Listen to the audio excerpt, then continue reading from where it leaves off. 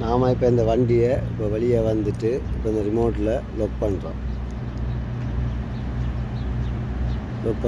Lock ஆகிடுச்சா? இப்போ lock ஆகிடுச்சு. சரியா? இப்போ இந்த ரிமோட்டால் நம்ம இந்த கண்ணாடியை திறக்க முடியும். சரியா? இப்போ வெளியில் இருந்துகிட்டே திறக்க முடியும். அதுக்கு என்ன செய்யணும்டா, இந்த லொக் பட்டன் இருக்குது தானே, அதுக்கு கீழே லொக்கை திறக்கிற பட்டன் இருக்குது. இந்த லொக்கை திறக்கிற பட்டனை நீங்கள் ப்ரெஸ் பண்ணி அமர்த்தி பிடிக்கணும். அமர்த்தி பிடிச்சிட்டு இருந்தால் ஆட்டோமேட்டிக்காக இந்த கண்ணாடி துறப்படும். 2 பக்கம் ஒரே அடியாக துறப்படும். பாருங்கள், இப்போ இந்த ப்ரெஸ் பண்ணி பிடிக்கணும். இந்த பாருங்கள் துறக்குது. இப்போ அதே மாதிரி இதை இப்போ நீங்கள் கண்ணாடியை பூட்டணுமா இருந்தால் அதே மாதிரி இந்த லொக் பண்ணுற லொக் பட்டன் இருக்குல்ல, அதை ப்ரெஸ் பண்ணி பிடிச்சிங்கன்னாலே ஆட்டோமேட்டிக்காக கண்ணாடி ஊட்டுப்படும்.